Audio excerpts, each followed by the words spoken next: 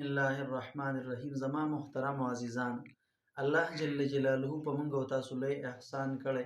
د رمضان مبارک میاشت را باندې راوستې ده. ګوره یو کتاب مې کتو، هغې کې لیکلي وی الله تعالی په دنیا کې چې څومره انسانان پیدا کړي دي او دا څومره خوراکونه کوي، الله ورسره به د دې حساب کتاب کوي. وی د رمضان مبارک په میاشت کې چې انسان څومره انعامات خوري، الله ورسره د حساب کتاب نه کوي. که خوراک کوي، که څښاک کوي، د دې حساب کتاب به د سره نه وي. مونږ باندې الله احسان کړی. الله راله پر یو فرض په اویاو بدلی. الله راله چې کوم دی نفل په فرضو بدلی. یو کتاب مې کتو، مفتی عبدالله شاه صاحب دامت برکاتهم العالیه یو کتاب لیکلی دی، دروس رمضان. په هغې کې لیکلی دي وی ګورئ کم سړی چې په رمضان المبارک کې 2 رکعاته نفل وکړي، په 2 رکعات باندې الله تعالی دله 2.5 زره نیکۍ ورکوي. نو چې سړي 20 رکعاته تراویح وکړي نو څومره ثواب به ورته میلاویږي؟ 50 زره نیکۍ ورته صرف په دغې تراویح میلاو شولي. او یوازې دا نه، الله ورله په هر رکعت په جنت کې یو محل جوړوي د سرو یاقوتو. د هغه محل به 80 دروازې وي او په هر یو دروازه باندې به یو بنګله جوړه شوې وي، هغه به د سرو زرو وي او د خوند دپاره پې سره یاقوت لګېدلي وي. نو حساب کوه څومره ثواب درله الله درکوي. یو حدیث مبارک کې راځي، پیغمبر علیه السلام فرمایي وایي کله چې د روژې میاشت راشي، وایي د روژې په میاشت کې چې کوم دی د کال د ابتدا نه د انتها پورې وایي دا جنت ښایسته کولی شي. او وایي دا جنت په دې روژه کې د خدای نه سوال کوي چې یا الله دا روژهدار بنده به دې ګورئ ما ته داخلي، دا روژهدار بنده به دې الله ما ته داخلي. دغه رنګې حورې لګیا وي، ډول او سینګار کوي د کال د ابتدا نه د انتها پورې.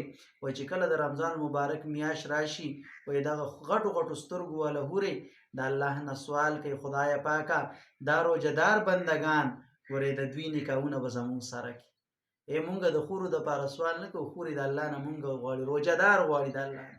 محترمو عزیزانو، الله مونږ باندې څومره احسان کړی.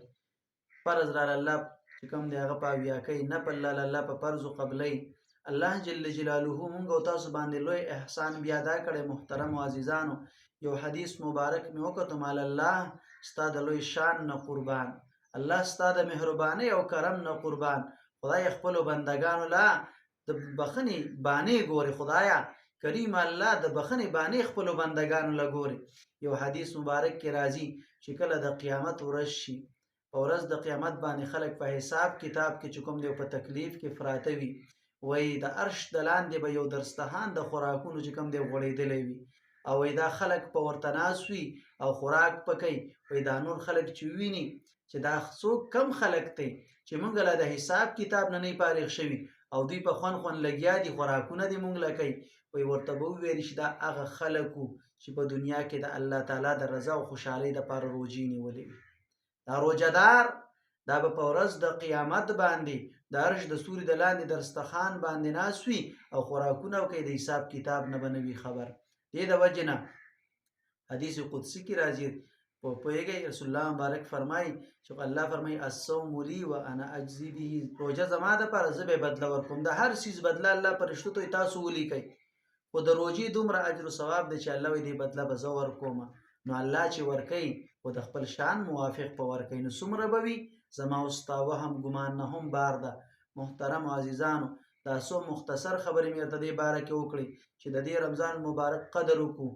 خدا را هېڅ پته نه لګي را روان کله ژوندي پاتې کېږو، رمضان را باندې راځي که نه راځي هېڅ پته نه لګي. را روان کله چې کوم دی موت ته که صحت شته او که نه شته، ژوند به وي صحت به نه وي، بیا به موت ته ارمان کو افسوس به کو. وس الله ژوند هم را کړی الحمدلله، صحت مو الحمدلله الله را کړی چې دا خپل بدن دا د الله په عبادت کې ولګو. 20 رکعاته تراویح ماسخوتن کې د مونځ نه پس وکړو. صحابه کرامو اجماع ده په دې باندې تر د قیامت د سبا پورې به چې کوم دی زما او ستا دپاره اجر و ثواب لیکلی شوي پروت په وراثه. 20 رکعاته تراویح وکړو، د هغې نه پس نفلونه وکړو، د قرآن مقدس تلاوت وکړو، دعاګانې او جړاګانې وکړو او الله نه وغواړو چې یا الله خپل معرفت او خپل رضا را نصیب کړي. الله دې مونږ او تاسو ته د دې روژې قدر نصیب کړي، د دې نیکو اعمالو قدر دې الله مونږ ته نصیب کړي.